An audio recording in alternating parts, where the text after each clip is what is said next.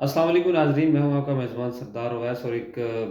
तवील ब्रेक के बाद आज फिर आपकी खिदमत में हाज़िर हुआ हूं। नाज़रीन, पाकिस्तान भर के उलमाए मशाइख़ जो थे और तहफ़्फ़ुज़ ख़त्म नबूवत अक़ीदे पर जो पहरा देने वाले उलमा थे, आज उनकी फ़तह हुई है और जस्टिस काज़ी फ़ाइज़ ईसा अपने आप को अक़ल कुल समझने के बाद जो है वो एक अपना ही फ़ैसला तीसरी रिव्यू पिटीशन में आकर रिवर्स करने पर मजबूर हुए हैं। बिला शक व शुबा इस दिहाई का ये एक सबसे बड़ा मैं समझता हूँ तारीख़ साज़ फ़ैसला आज सुप्रीम कोर्ट की जानिब से आया है। तो आज इस पर तफ़सीली रोशनी डालेंगे और जो 24 जुलाई का जो सुप्रीम कोर्ट का फ़ैसला था, जिस फ़ैसले के बाद इस पर एतराज़ात भी हुए और फिर पूरे मुल्क में मुहिम भी चली, तो उस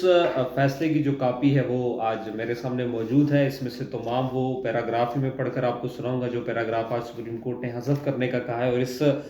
फ़ैसले में कहाँ-कहाँ वो लकूनत मौजूद थी कि जिन पर एतराज़ात उठाए गए उलमा की जानिब से। और आज फिर तारीख़ में ये पहली बार हुआ है कि सुप्रीम कोर्ट के किसी भी फ़ैसले के बाद तीसरी बार उसमें नज़रसानी अपील दायर होती है और तीसरी रिव्यू पिटीशन में जाकर चीफ जस्टिस ऑफ पाकिस्तान जो हैं वो अपने फ़ैसले को रिवर्स करते हैं या उसकी तस्दीक़ करते हैं। ये भी पहली बार हुआ। ये क्यों हुआ? ये तमाम तर जो तफ़सीली नुकात हैं, जो फ़ैसले हैं के हवाले से जो भी है वो मैं आपके सामने रखूँगा। सबसे पहले आज की समाअत का अहवाल थोड़ा-सा बयान करें। मैं चूँकि ख़ुद सुप्रीम कोर्ट में आज मौजूद था, तो आज चूँकि जो 24 जुलाई का फ़ैसला था उसके बाद जो है वो पाकिस्तान भर के जो उलमा थे और जितनी भी मज़हबी कुव्वतें थीं बशमूल पार्लियामेंट हाउस, पार्लिमान, सियासी जमातें सब एक पेज पर थीं और सबका ये मुत्तफ़िक़ा फ़ैसला था कि सुप्रीम कोर्ट अपने फ़ैसले पर नज़रसानी करे। तो उस पर जो है वो पंजाब हुकूमत इसमें पटिशनर थी और आज जो फ़ैसला हुआ इसमें फ़ेडरल गवर्नमेंट यानी वफ़ाक़ी हुकूमत पटिशनर थी। गो के सुप्रीम कोर्ट के इस फ़ैसले के मुताबिक जो है वो कुल 9 बंदों ने दरख्वास्तें दी थी कि हमें इसमें फ़रीक बनाया जाए, यानी हम इस केस में सुप्रीम कोर्ट का जो फ़ैसला है उसमें जो नज़रसानी अपील दायर की उसमें फ़रीक जो है वो बनना चाहते हैं। उसमें सबसे पहले तो जैसे मैंने बताया कि पंजाब हुकूमत भी थी, जबकि मुख्तलिफ़ पॉलिटिकल पार्टीज़ भी थीं। पहले नंबर पर जो पटिशनर वो पंजाब हुकूमत खुद थी, जो ज़ाहिर है फ़रीक भी रही इसमें पिछली जो दूसरी नज़रसानी अपील थी। उसके बाद मोहम्मद तैयब कुरैशी एडवोकेट हैं, ये भी पंजाब की तरफ से थे, ज़ाहिर है पंजाब तो इसमें फ़रीक हो गया है। इसी तरह जो मोहम्मद हसन मुआविया हैं, सेक्रेटरी जनरल ख़त्म नबूवत फ़ोरम पाकिस्तान, इन्होंने भी दरख्वास्त दी थी कि इनको भी फ़रीक बनाया जाए। इसी तरह इसके साथ-साथ जो बाकी पॉलिटिकल पार्टीज़ या बाकी जो पटिशनर हैं उनमें जमीयत उलमा इस्लाम पाकिस्तान के जो इंचार्ज थे सेनेटर कामरान मुर्तज़ा, उन्होंने भी दरख्वास्त दी थी जमीयत उलमा इस्लाम की जानिब से। इसी तरह तहरीक तहफ़्फ़ुज़ नामूस से रिसालत सल्लल्लाहु अलैहि वसल्लम की जानिब से भी दरख्वास्त दी गई थी, जिसमें हाफ़िज़ एहतिशाम अहमद साहब उन्होंने दरख्वास्त दी। इसी तरह सैयद मुनव्वर हुसैन जमाती, इन्हों का जो था वो the state through procedure general Punjab, central Punjab हो गया। और इसी तरह ये थे, और इनके अलावा जो 8वें नंबर पर आते हैं वो पाकिस्तान मरकज़ी मुस्लिम लीग थी, उन्होंने भी इसमें फ़रीक बनने की दरख्वास्त दी। और आखिर में जो है वो सैयद ग़ुलाम शमसुद्दीन गिलानी थे, ये भी जो है वो इसमें इन्होंने दरख्वास्त दी थी कि फ़रीक बने। गो के सुप्रीम कोर्ट ने इन तमाम फ़रीक़ैन की दरख्वास्त एज़ फ़रीक तो कबूल नहीं की, लेकिन सुप्रीम कोर्ट ने आज के फ़ैसले में आज की जो समाअत थी उसमें तमाम जो जय्यद उलमा इकराम थे उनको रहनुमाई के लिए बुलाया था। आज जब समाअत का आगाज़ हुआ उस पर दलाइल शुरू हुए अटॉर्नी जनरल की जानिब से, फ़ेडरल गवर्नमेंट की जानिब से। ज़ाहिर है अटॉर्नी जनरल इस पर दलाइल दे रहे थे। अटॉर्नी जनरल का ये कहना था कि पार्लियामान में भी इस पर बहस हुई, उसके बाद काबीना की मंजूरी के बाद ये फ़ैसला किया गया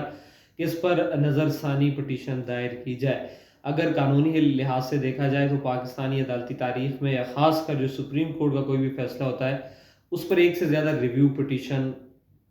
कानूनी तौर पर दायर हो ही नहीं सकती। अगर सुप्रीम कोर्ट का कोई भी बेंच फ़ैसला देता है तो उसके ख़िलाफ़ सिर्फ़ एक बार नज़रसानी अपील दायर होती है, उसका जो फ़ैसला आएगा वो आपको तस्लीम करना पड़ेगा। ये पाकिस्तान की अदालती तारीख़ में पहली बार हुआ है कि इस केस में तीसरी बार रिव्यू पिटीशन फाइल हुई और तीसरी बार की जो रिव्यू पिटीशन थी उसमें जाकर चीफ जस्टिस ने अपना जो फ़ैसला था उसकी तस्हीह की, आप समझ उस फ़ैसले को रिवर्स किया। इससे पहले भी पंजाब हुकूमत की जानिब से रिव्यू पिटीशन दायर की जो लास्ट हुई थी 24 जुलाई का जो फ़ैसला था, उसमें भी जस्टिस काज़ी फ़ाइज़ ईसा साहब ने अपने मौक़िफ़ पर वो कायम रहे और उन्होंने कहा कि हम किसी किस्म की तस्हीह या फ़ैसलों को रिवर्स नहीं करेंगे। जो फ़ैसला हमने मुबारक सानी केस में दिया है उस पर हम कायम रहेंगे اور 3 رکنی یہ بینچ تھا جسٹس قاضی فائزہ کی سربراہی میں جسٹس عرفان سعادت خان اور جسٹس نعیم اختر افغان اس کیس کی شروع سے جو 3 رکنی بینچ ہے یہ سماعت کر رہا تھا. اب تھوڑا سا ہم پیچھے چلتے ہیں کہ یہ مبارک ثانی کیس تھا کیا، مبارک ثانی کون ہے، اس پر ایف آئی آر کب درج ہوئی، اور ایف آئی آر کا جو متن ہے وہ کیا ہے، اس پر الزامات کیا ہیں، اور یہ کیس ہے کیا ہے. بنیادی طور پر جو مبارک ثانی ہے وہ ایک قادیانی ہے، مرزائی ہے. جو یہ ایف آئی آر ہے یہ ضلع چنیوٹ میں درج ہوتی ہے. مورخہ 6 دسمبر 2022 تھانہ پولیس اسٹیشن چناب نگر ضلع چنیوٹ میں درج کرائی گئی ایف آئی آر نمبر 661/22 کی بنیاد پر درج ذیل قوانین کے تحت الزامات عائد کیے گئے تھے. الف اے جو ہے وہ ہے پنجاب قرآن شریف طباعت و ضبط ایکٹ جو ہے پنجاب ایکٹ کا 211 کی دفعہ 7 کے تحت مجموعہ تعزیرات پاکستان کی دفعہ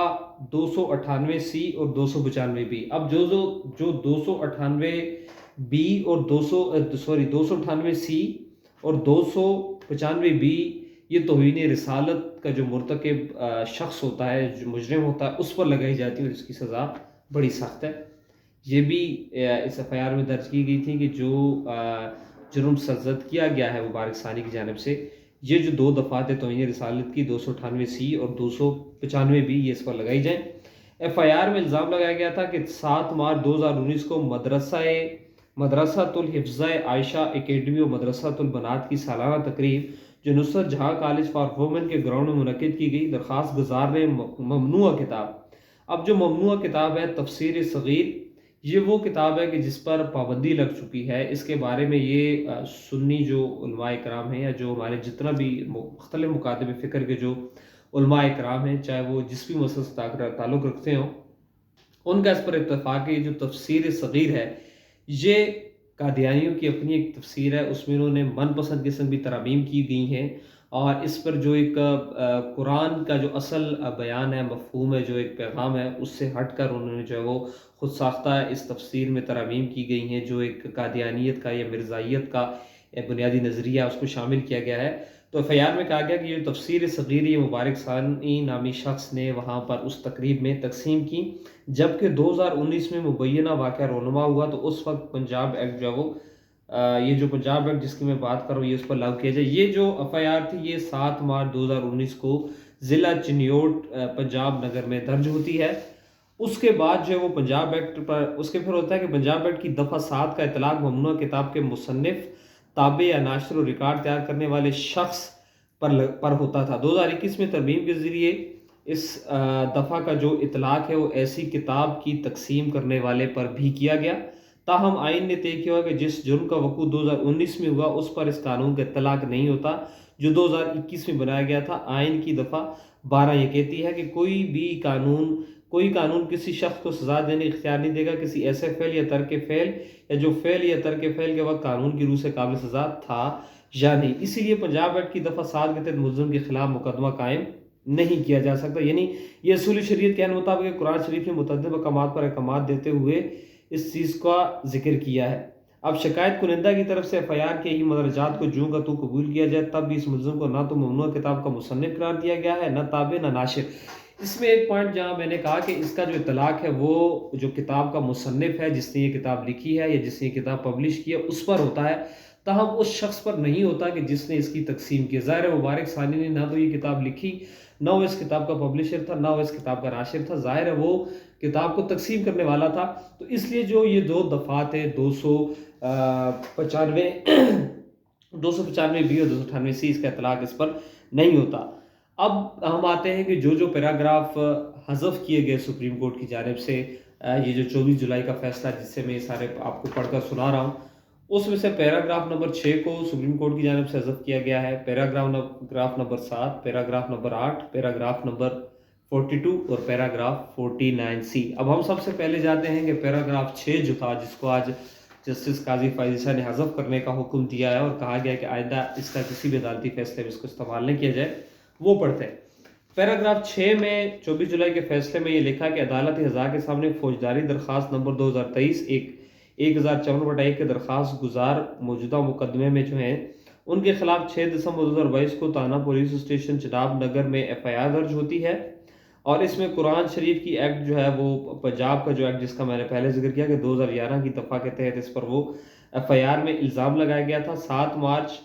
2019 کو مدرسۃ الحفظہ عائشہ اکیڈمی اور مدرسۃ البنات کی سالانہ تقریب جو نصرت جہاں کالج میں منعقد ہوئی تھی، اس میں تفسیر جو صغیر تھی، وہ کتب جو ہے وہ تقسیم کی گئی تھیں، اس کا واقعہ جو وہ رونما ہوا ہے۔ جس طرح ایف آئی آر کا جو میں نے آپ سے ذکر کیا تھا وہ ظاہر ہے اس میں ذکر کیا گیا، اور بعد میں یہ کہا کہ مبارک ثانی چونکہ اس کتاب کا پبلشر بھی نہیں ہے اور ناشر بھی نہیں ہے، اس لیے پنجاب ایکٹ کے یہ جو دو 95B اور 98C جو کہ توہین عدالت کے مرتکب فرد پر لگ سکتے ہیں، وہ اس پر نہیں لگ سکتے۔ اس کا پورا جو ذکر ہے وہ پیراگراف نمبر 6 میں کیا گیا تھا جسٹس قاضی فیصل کی جانب سے، تو آج یہ کہا گیا کہ اس کو حذف کیا جائے، یعنی اگر یہ پیراگراف 6 حذف ہوتا ہے تو اس کے بعد یہ ہوگا کہ یہ جو توہین عدالت کی جو 295B اور 298C جو ہیں، یہ اس شخص پر اب لگیں گے، مبارک ثانی پر، جو کہ پہلے نہیں لگائے گئے تھے چونکہ اس کو اس وقت 6 ماہ قید ہوئی تھی۔ اور جب یہ کیس سپریم کورٹ میں آیا تو اس مطالبہ یہ تھا کہ اب وہ شخص کو جیل میں رہا ہوئے 13 ماہ ہو چکے، لہذا سپریم کورٹ اس کو ضمانت دے، چونکہ وہ 6 ماہ سے زیادہ ہو چکا ہے تو اس کی ضمانت بنتی ہے، جس پر سپریم کورٹ نے فیصلہ صادر کیا تھا۔ اور اب یہ جو پیراگراف نمبر 6 اگر یہ آج حذف ہونے کا جو حکم دیا تو اس کے بعد ظاہر ہے کہ یہ جو دو توہین عدالت کے توہین رسالت کے جو قوانین ہیں 295B اور 298C، اب ظاہر ان کا اطلاق بھی ہوگا اور ان کی جو سزا ہے وہ بڑی ہی سنگین ہے اور بڑی سخت ہے۔ ظاہر ہے پاکستان میں جو توہین رسالت کا مرتکب ہوگا اس کی جو سزائیں ہوں گی وہ اب اس پر لگیں گی۔ اب ہم آتے ہیں پیراگراف 7 پہ۔ پیراگراف 7 میں یہ ذکر ہے کہ ایف آئی آر میں ملزم پر مجموعہ تعزیرات کی دفعہ 295B کا ذکر تو کیا گیا ہے، لیکن کسی قانونی شک کا صرف ذکر کرنا ملزم کو اس دفعہ کے تحت جرم کے لیے ذمہ دار ٹھہرانے کے لیے کافی نہیں ہوتا۔ ایف آئی آر کے مدرجات میں توہین قرآن کا الزام نہ تو بلا واسطہ اور نہ ہی بالواسطہ لگایا گیا تھا، اس لیے اس فعل پر مجموعہ تعزیرات کی دفعہ 298C جو کہ توہین رسالت کی ہی سزا کے لیے بنایا گیا، یہ قانون اس کا اطلاق نہیں ہو سکتا۔ عدالت ہزا کے علم میں یہ بات لائی گئی کہ ملزم قید میں 13 ماہ گزار چکا ہے، جبکہ ممنوع کتاب کی تقسیم کا جرم ثابت ہونے پر جس قانون کے تحت ملزم کو گرفتار کیا گیا، جیل میں بند کیا گیا، اس قانون کے تحت سزا سنائی جا سکتی ہے، وہ فوجداری ترمیمی قانون 1932 کی دفعہ 5 ہے، جس کے تحت زیادہ سے زیادہ 6 مہینے کی سزائے قید دی جا سکتی ہے۔ عدالت ہزا اپنے حکم نامہ مورخہ 6 فروری 2024 میں عدالت نے جو لکھا ہوا ہے کہ درخواست گزار کو مجرم ثابت ہونے پر اسے مذکورہ جرم کے زیادہ سے زیادہ 6 مہینوں کی سزائے قید سنائی جا سکتی ہے، جو ملزم پہلے ہی قید میں گزار چکا ہے، اس لیے اسے مزید قید میں رکھنا اس کے کئی بنیادی حقوق کی خلاف ورزی اور آئین کی دفعہ 9 نے یہ طے کیا کہ کسی شخص کو اس کی آزادی سے محروم نہیں کیا جائے گا سوائے جب ایسا قانون کے مطابق کیا جائے۔ اب ظاہر ہے جب جو پیرا 6 تھا وہ حذف ہوا تو اس کے بعد یہ جو توہین رسالت کے 2 قانون ان کا اطلاق بھی ہو جائے گا۔ اب اگر پیرا 7B جسٹس صاحب نے کہا کہ حذف کر دیا جائے، یہ بھی حذف ہو گیا تو ظاہر ہے جو 298C کا قانون ہے وہ بھی مبارک ثانی پر لگے گا، جو کہ 24 جولائی کے فیصلے میں قاضی صاحب نے کہا تھا کہ ان دونوں کا کسی بھی طور پر اطلاق نہیں ہو سکتا، اور ایف آئی آر کے بعد اور جسٹس صاحب کے فیصلے کے بعد بھی کہ جو مبارک ثانی ہے وہ بالواسطہ یا بلا واسطہ کسی بھی توہین رسالت کے جرم کا مرتکب نہیں ہوا، چونکہ جو پنجاب ایکٹ ہے اس کے مطابق نہ تو وہ اس کا پبلشر ہے، نہ ہی وہ اس کتاب کا جو تفسیر صغیر ہے اس کا مصنف ہے، اس نے جس تقسیم کی ہے اور تقسیم کرنے پر جو سزا ہے وہ 6 ماہ ہے، وہ 6 ماہ آلریڈی گزار چکا ہے، وہ بلکہ 13 ماہ سے جیل میں، اس لیے اسے مزید قید رکھنا اس کی بنیادی انسانی حقوق کی خلاف ورزی ہے۔ اب اس سے آگے آتے ہیں جو کہ پیراگراف 8 ہے جس کو حذف کرنے کا حکم دیا گیا ہے۔ پیراگراف 8 میں سپریم کورٹ اپنے فیصلے میں لکھتی ہے کہ معترضہ حکم ماننے کے خلاف حکومت پنجاب کی جانب سے دائر کی گئی فوجداری نظر ثانی کی درخواست نمبر 2 2024 میں کہا گیا کہ آئین کی دفعہ 20 نے مذہبی آزادی کے حق و قانون، امن عامہ اور اخلاق کے تابع کیا ہے۔ شکایت کنندہ کی جانب سے نظر ثانی کی درخواست نمبر 3 بابت 2024 حکم نامے کے اس پہلو کے خلاف دائر کی گئی ہے، جس میں فرد جرم سے بعض دفعات حذف کرنے کا حکم دیا گیا تھا، جبکہ درخواست نمبر 4 بابت 2024 نمبر 1 کو ضمانت پر رہا کرنے کے حکم کے خلاف دائر کی گئی ہے۔ اس میں بھی کہا گیا تھا کہ ظاہر ان کو ضمانت پر جو رہا کرنے کا حکم دیا گیا ہے سپریم کورٹ کی جانب سے، جس کا پچھلے پیرا نمبر 7 میں ذکر ہو چکا ہے کہ وہ 6 ماہ اپنی اس میں قید میں گزار چکا ہے، اس لیے مزید اسے قید نہیں رکھا جا سکتا، اور فوجداری مقدمے میں نظر ثانی کے موقع پر مقدمے کے اصل فریقوں کے سوا کسی کو فریق بھی نہیں بنایا جا سکتا۔ یہ پیرا نمبر 8 میں سپریم کورٹ نے درج کیا ہے۔ اس کے بعد اور دوسرا ایک پوائنٹ یہ بھی اٹھایا گیا تھا کہ ایف آئی آر وقوعے کے تقریباً 3 سال بعد درج کی گئی ہے. یہ بھی بڑا اہم نقطہ تھا جو کہ اس فیصلے میں پیراگراف نمبر 8 میں مینشن کیا گیا ہے کہ انہوں نے یہ بات بھی دلال دی کہ ایف آئی آر میں مذکورہ حقائق کی بنیاد کے خلاف موجودہ تعزیرات کی دفعہ 295 کی فرد جرم عائد کی جا سکتی تھی. شکایت کنندہ کے وکیل نے بھی یہ دلیل دی. تاہم نظر ثانی کی درخواست 2024 میں حکومت پنجاب کی جانب سے صرف ایک استدعا کی گئی جس کا اوپر ذکر کیا گیا ہے، اس لیے اب ایڈیشنل پروسیکیوٹر جنرل اس پر اضافہ نہیں کر سکتے. فاضل وکیل نے اس پر زور دیا کہ ایف آئی آر وقوع کے 3 سال بعد درج کی گئی ہے. شکایت کنندہ کے فاضل وکیل اور نہ ہی فاضل ایڈیشنل پروسیکیوٹر جنرل اس تاخیر کے لیے کوئی جواز پیش کر سکے ہیں. ظاہر ہے جب جواز نہیں پیش کر سکے 3 سال کی تاخیر سے درج ہوا ہے تو ضمانت کے لیے یہ بھی ایک کلو عدالت کو ملا اور اس کا باقاعدہ اس میں اندراج کیا گیا. اب اس کے بعد پیراگراف نمبر 42 آ جاتا ہے جس کو آج قاضی فائزی صاحب نے ظاہر فیصلے میں کہا ہے کہ اس کو بھی حذف کیا جائے. اب ہم دیکھتے ہیں کہ پیراگراف نمبر 42 میں اس فیصلے میں کیا درج کیا گیا تھا جس کو آج حذف کرنے کا حکم دیا گیا ہے. اب پیراگراف نمبر 42 میں ہے کہ آئین و قانونی دفعات اور عدالتی نظائر کی اس تفصیل سے ثابت ہوا کہ احمدیوں کے دونوں گروہوں کو غیر مسلم قرار دینے کے بعد انہیں آئین اور قانون کے مطابق اپنے مذہب پر عمل پیرا ہونے اور اس کے اظہار اور اس کی تبلیغ کا حق اس شرط کے ساتھ حاصل ہے کہ وہ عوامی سطح پر مسلمانوں کی دینی اصلاحات استعمال نہیں کریں گے اور نہ ہی عوامی سطح پر خود کو مسلمانوں کے طور پر پیش کریں گے. یہ بڑا بنیادی نقطہ ہے 42 جس پر تمام علماء نے اعتراض کیا. قاضی صاحب کے اس فیصلے کے مطابق کہ احمدی جو ہیں وہ آئین پاکستان کے مطابق غیر مسلم ہیں اور آئین ان کو یہ اجازت دیتا ہے کہ وہ پبلک پلیس پر جو ہے وہ اس کی تبلیغ نہ کرے، یعنی عوامی سطح پر تبلیغ نہ کرے اور نہ ہی خود کو مسلمان بنا کر پیش کریں، جبکہ وہ پرائیویٹ پلیس میں یا کہ اپنے گھروں میں اس کی تبلیغ اشاعت جو ہے وہ کر سکتے ہیں. اب اگر ہم اسلام کی روح سے دیکھیں تو اس چیز کی اجازت قطعی طور پر کہیں بھی اسلام نے ہمارے دین نے نہیں دی کہ قادیانیت کا جو ایک نظریہ ہے، ان کے جو عقائد ہیں کہ وہ نعوذ باللہ من ذالک حضرت محمد صلی اللہ علیہ وسلم کو آخری نبی نہیں مانتے، تو اسلام اس کی ہرگز اجازت نہیں دے سکتا کہ آپ اس کو تشہیر یا اس کی تبلیغ جو ہے وہ پبلک پلیس پر نہ کریں، جبکہ پرسنلی کریں یا اپنے گھر میں کریں یا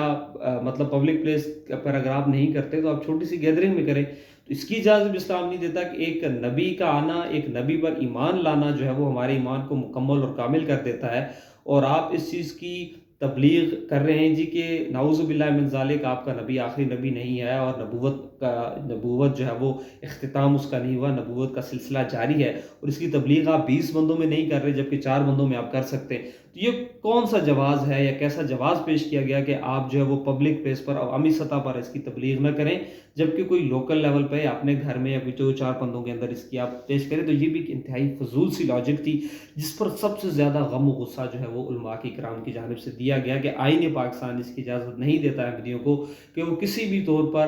اپنے اس عقائد کی اور اپنے اس مذہب کی تشہیر اس طرح سے کریں اور اپنے آپ کو مسلمان پیش کریں. تو اس پیرے کو بھی آج سپریم کورٹ نے حکم دیا کہ اس کو بھی اس سے حذف کیا جائے. اور ایک اور تھا کہ پاکستان کے آئین و قانون کی روح سے جس طرح یہ ضروری ہے کہ غلطیوں سے پاک قرآن شریف کے متن کی اشاعت یقینی بنایا جائے، یہ بھی ایک پوائنٹ ایڈ کیا گیا تھا کہ غلطیوں سے پاک جو قرآن کریم ہے اس کی اشاعت کو بھی یقینی بنایا جائے. اس کے بعد آخری پیرا ہے جو کہ حذف کرنے کا کہا گیا تھا، وہ ہے 49C. اب 49C میں یہ کہا جاتا ہے کہ خود کو احمدی کہنے والوں کے مذہبی حقوق کے مسئلے پر مجیب الرحمان بنام حکومت پاکستان کے مقدمے میں وفاقی شرعی عدالت کے فیصلے اور ظہیر الدین بنام ریاست کے مقدمے میں سپریم کورٹ کے 5 رکنی بینچ کے فیصلے کو لازمی نظیروں کی حیثیت حاصل ہے، اور عدالت ہزا اپنے حکم نامہ مورخہ 6 فروری 2024 میں ان نظیروں سے انحراف نہیں کیا. پنجاب حکومت کی جانب سے دائر کی گئی نظر ثانی کی درخواست نمبر 2 بابت 2024 کو منظور کرتے ہوئے قرار دیا جاتا ہے کہ مذکورہ بالا نکات کی روشنی میں نظر ثانی کی درخواست نمبر 3 اور درخواست نمبر 4 بابت 2024 مسترد اور دیگر متفرق درخواستیں نمٹا دی جاتی ہیں. عدالت نے تمام دینی اداروں افراد کا شکریہ ادا کرتی جنہوں نے مسئلے پر عدالت کی رہنمائی کی. اب 49C بنیادی طور پر فیصلہ تھا جو کہ جس طرح آج جو فیصلہ دیا کہ سپریم کورٹ نے وفاقی حکومت اور پنجاب حکومت کی تمام درخواستیں منظور کر لیں اور جن جن پیراگرافز پر اعتراضات تھے ان سب کو حذف کرنے کا حکم دیا. تو بنیادی طور پر 49C جو 6 جولائی والا فیصلہ تھا سپریم کورٹ کا، اس کے 49C سیکشن میں 49C میں سپریم کورٹ یہ کہہ رہی ہے کہ حکومت پنجاب کی جانب سے جو نظر ثانی اپیل دائر کی گئی تھی وہ مسترد کی جاتی ہیں چونکہ میں نے کہا کہ یہ واحد کیس ہے جس میں 3 بار ریویو پٹیشن فائل ہوئی ہیں، اور دوسری ریویو پٹیشن پنجاب حکومت کی تھی جس کا یہ 6 جولائی کا فیصلہ ہے، جس میں عدالت نے اپنے فیصلے کو قائم رکھا اور پنجاب حکومت کی درخواستوں کو مسترد کر دیا۔ اس کے بعد پھر وفاقی حکومت نے قومی اسمبلی کا اجلاس بلایا، جس میں تمام سیاسی جماعتوں نے متفقہ فیصلہ کیا کہ سپریم کورٹ فیصلے پر نظر ثانی کرے اور اپنے فیصلے کو ریورس کرے، ریویو کرے، جس کے بعد یہ معاملہ وفاقی کابینہ میں گیا، جہاں پر وزیر اعظم نے اس کی منظوری دی اور اٹارنی جنرل کو حکم دیا کہ آپ سپریم کورٹ میں جا کر اس کو ریویو پٹیشن فائل کریں، اور ریویو پٹیشن فائل کرنے کے بعد جو اس کو سماعت کے لیے مقرر کیا گیا، اور آج بھی جب ریویو پٹیشن فائل ہوئی جس میں پاکستان کے جتنے بھی جید علماء اکرام تھے، جس میں مولانا فضل الرحمان عدالت میں پیش ہوئے، اسی طرح صاحبزادہ حامد رضا پیش ہوئے، علامہ جواد نقوی جو تھے وہ ویڈیو لنک پر پیش ہوئے، مفتی تقی عثمانی ویڈیو لنک پر پیش ہوئے، اسی طرح مولانا شیر محمد جو کہ چیف خدیم خیر پختونخوا کے وہ پیش ہوئے، مولانا عبدالخبیر پیش ہوئے، تو بہت سے جید علماء اکرام تھے جن سے آراء آج چیف جسٹس نے لی، اور وہاں پر جو پروفیسر ساجد میر ہیں جن کے ہم نے جب دلائل شروع مولانا فضل الرحمان کو جب روسٹر پر بلایا گیا تو انہوں نے بھی اپنی جانب سے دلائل دیے، اور انہوں نے کہا کہ یہ فیصلہ کسی طور پر قابل قبول نہیں ہے، مذہبی جماعتوں کو، مذہبی قوتوں کو اس پر اعتراضات ہیں،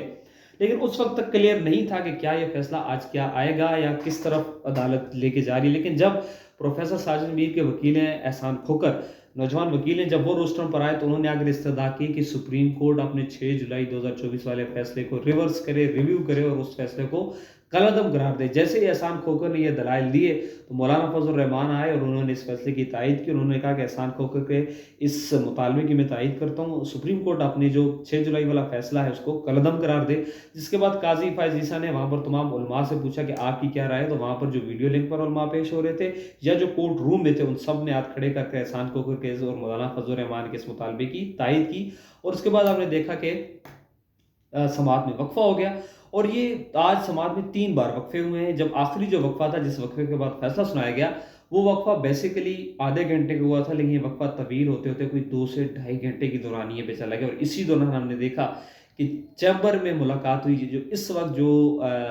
قانونی حلقے ہیں یا صحافت کے لیے میں سب سے زیادہ تنقید اسی معاملے پر ہو رہی ہے کہ چیف جسٹس نے مولانا فضل الرحمان اور دیگر جو علماء تھے جید علماء ان کے ساتھ کینبرا چیمبر میں میٹنگ کی تقریباً، اور اس میٹنگ کے فوری بعد تقریباً ہم دیکھیں وہیں میں موجود تھے، جیسے مولانا فضل الرحمان چیمبر سے نکل کر کورٹ روم پہنچے ہیں اس کے 5 منٹ بعد جو ہے وہ تینوں ججز صاحبان عدالت میں آتے ہیں، اور جسٹس قاضی فائز عیسیٰ جو ہیں وہ فیصلہ سنا دیتے ہیں۔ ظاہر ہے تنقید کا حق ہر کسی کو، اور یہ تنقید کی جا رہی ہے، قاضی فائز عیسیٰ نے دباؤ میں فیصلہ دیا۔ یقیناً یہ کسی حد تک درست بھی ہے کہ قاضی فائز عیسیٰ جب فیصلہ دے رہے تھے تو اگر وہ اس کو صرف کرمنل لاء تک یعنی فوجداری مقدمات تک رکھتے، ان کی ضمانت تک ہی رہنے دیتے کہ ان کی ضمانت 6 ماہ کی سزا سنائی گئی ہے اور وہ 13 ماہ جو ہے وہ اس میں گزار چکے ہیں تو عدالت انہیں رہائی دیتی ہے، تو یہ معاملہ یہاں تک علماء کو بھی قبول تھا۔ لیکن قاضی فائز عیسیٰ صاحب اس کی گہرائی میں گئے، انہوں نے اس فیصلے میں، آپ اگر اس فیصلے کو پڑھیں تو بے شمار جگہ قرآنی آیات کا حوالہ بھی دیا، اور انہوں نے اس میں جس طرح سے جو پیرایا ہے اس میں بھی انہوں نے کہا کہ آپ جو ہے وہ پبلک پلیس پر اشاعت نہیں کر سکتے، اپنی جگہ کر سکتے ہیں۔ یہ وہ معاملات تھے جن کو انہوں نے چھیڑا اور آج ان کے گلے پڑے، اور یہ عدالتی نظیر اس سے پہلے نہیں تھی کہ سپریم کورٹ کا کوئی بھی فیصلہ اس پر پٹیشن ریویو پٹیشن تیسری بار فائل ہوتی ہے، اور تیسری بار ریویو پٹیشن میں آ کر کورٹ جو اپنے فیصلے پر نظر ثانی کرتی ہے اور اسے ریورس کر دیتی ہے۔ بہرحال یہ تمام تر کیس کا کنکلوژن تھا۔ ویڈیو لمبی ہوگی اس لیے معذرت خواہ ہوں، لیکن میں نے کوشش کی کہ اس کے تمام تر مندرجات، تمام تر تفصیلات آپ کے سامنے رکھوں کہ اصل میں مبارک ثانی کیس ہے کیا، اور اس کا فیصلہ کیا تھا، اور کس طرح سے اس کو نمٹایا گیا۔ امید ہے کسی حد تک آپ کے انڈرسٹینڈنگ میں یہ اضافہ ہوا ہوگا، آپ کے نالج میں، اور کہیں کلیئر ہوا ہوگا کہ یہ کیس ہے کیا۔ فی الوقت مجھے دیجیے اجازت، اللہ نے کے مان۔